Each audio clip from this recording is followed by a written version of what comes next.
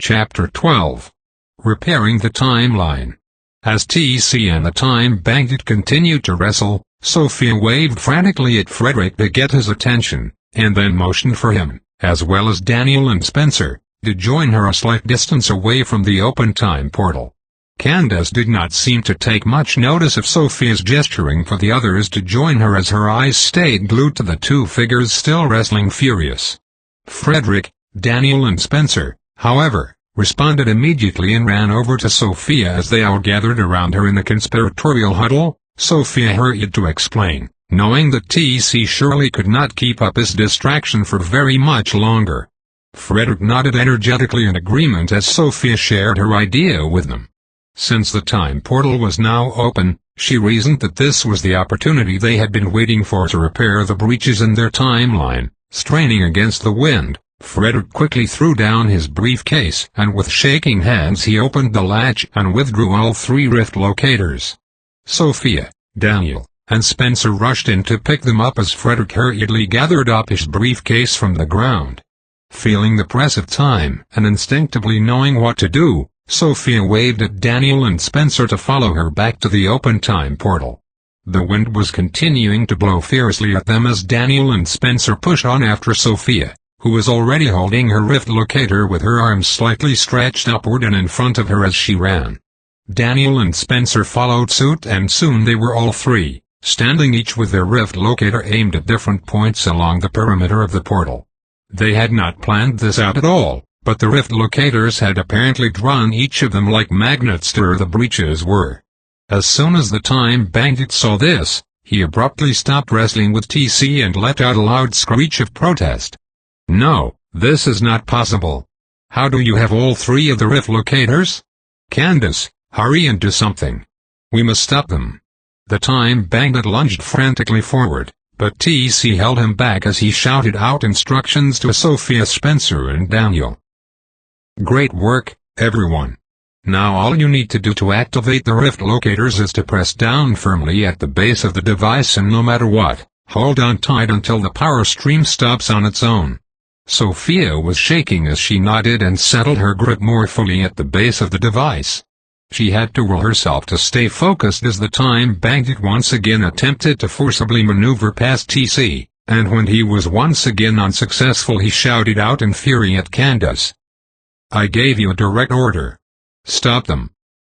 Candace's big brown eyes were now fastened on Daniel, and she looked surprisingly helpless, as though she were a deer caught in the headlights, and as she stood frozen and gazing pleadingly at Daniel, she finally spoke. I can't. I won't. I love him." The Time Bandit's eyes whirled in rage. "You stupid girl. You're ruining everything." Sophia drew in a sharp breath as she understood even more fully in that moment that one of the irreversible changes to their timeline, and especially for her and Daniel, was that Candace clearly needed Daniel now more than she did. Taking a deep breath, Sophia pushed back the pain of that realization and gathered her strength to shout out. "Come on, Daniel and Spencer, let's do this on the count of 3. Sophia counted to 3 and pressed with all her might on the base of the rift locator. A force of energy nearly threw her backwards as a steady stream of what looked like white electricity shot out of the rift locator. Remembering TC:*S instruction, Sophia focused hard on keeping her grip on the device until the power stream finally stopped and the size of the opened portal began to rapidly diminish. With a loud shriek of rage, the Time Bandit pushed his way roughly and wildly past TC, who did not stop him this time, and they all watched as the Time Bandit jumped headfirst through the portal just before it closed completely. Weak with relief, Sophia glanced over at Daniel and Spencer, who were both looking quite relieved as TC rushed over to Sophia and gave her a congratulatory hug. "You did great, Miss Sophia. I knew you could do it."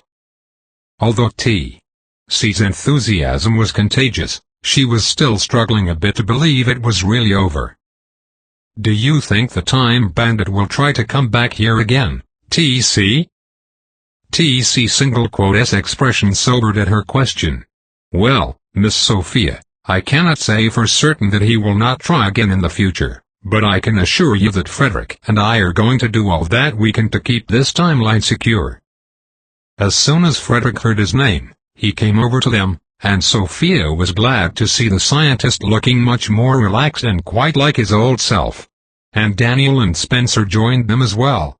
And Sophia noted with relief that they, like herself, also seemed to be recovering quickly. Candace, however, was hanging back a short distance from the group, and Sophia gave Daniel a gentle nudge. "Do you think you could find it in your heart to forgive Candace?" At the mention of Candace's name, Daniel glanced pointedly over in her direction and frowned. "I have to be honest, Sophia, I do not really want to forgive her. But then I remember how you forgave me for what I did to you." Spencer, Frederick and TCL remained respectfully silent as Sophia responded. "This has been really hard on both of us, Daniel, but it's clear to me now that Candace really does care about you in spite of what she has done, and who knows what she has risked in choosing to stay here with us, and really, she chose to stay here with you." Wanting to give them some privacy, then TC took the initiative, and after patting Sophia reassuringly on the shoulder, he motioned for Spencer and Frederick to follow him as he made his way back over to Candace.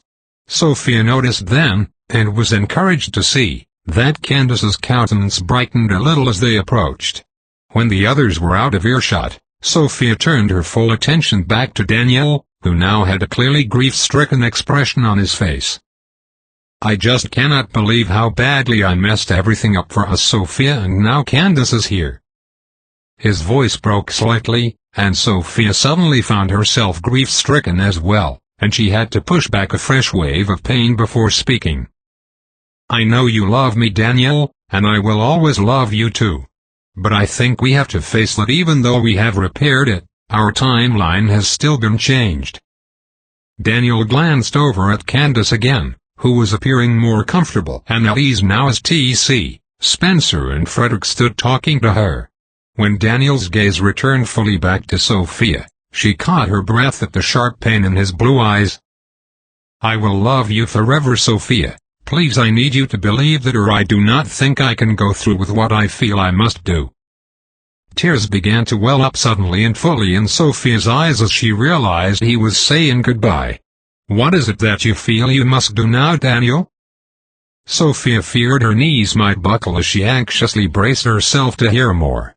"I know now that Candace was sent to try and trick me into joining the Time Bandits army, but that has got me thinking, if the bad guys have an army, surely the good guys must have one too." Sophia thought about this for a moment. Surely TC would know if such an army exists? "Are you saying you would want to join it if it does?" Daniel nodded in the affirmative. "I think so, and I've decided to do all that I can to help stop this Time Bandit from messing up other people's lives. That is why I've decided to ask TC about what I can do to help, but I did want to talk to you first before I did that because, Sophia, if I thought for even a moment, we could go back to what we had." Sophia was prouder of Daniel in that moment than she thought possible, and she choked back a sob, wishing momentarily to herself that there might be a way for her and Daniel to still be together. But in her heart of hearts, she knew that it was now Daniel's turn to answer his call. "I cannot deny that a part of me wishes it was just you and me again, Daniel, but things have changed, and I think you have something amazing and important to do now, and I have completed my mission with TC. I already am feeling drawn to see my parents again, although I have no idea how I'll be able to tell them about all of this, but I want them to know. I need them to know, really. After that, well, I'm just not sure yet, but I feel we all have a real chance now that our timeline has been repaired and the Time Bandit is gone." Daniel nodded solemnly. "I think I understand. You are more at peace now, and I have become restless. Just knowing this Time Bandit is out there somewhere plotting to trick people into joining him and hijacking timelines and whatever else he is doing, well, you're right, Sophia. I feel a call, as you put it. It's kind of like a magnetic pull." Sophia nodded vigorously in agreement.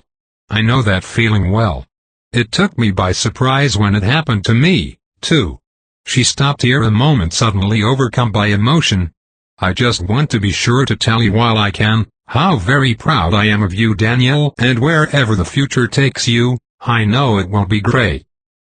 Without a word, Daniel drew her in close and held her in a tight embrace. "Please, Sophia, whatever happens with you and Spencer, I just want you to know that I'm okay with it. I can see now that Spencer is a good person." Sophia started to protest, but Daniel gently pressed a finger to her lips to quiet her. "One more thing, Sophia. I hope you will keep the ring." Tears welled up in Sophia's eyes as she answered, "I will keep it, Daniel.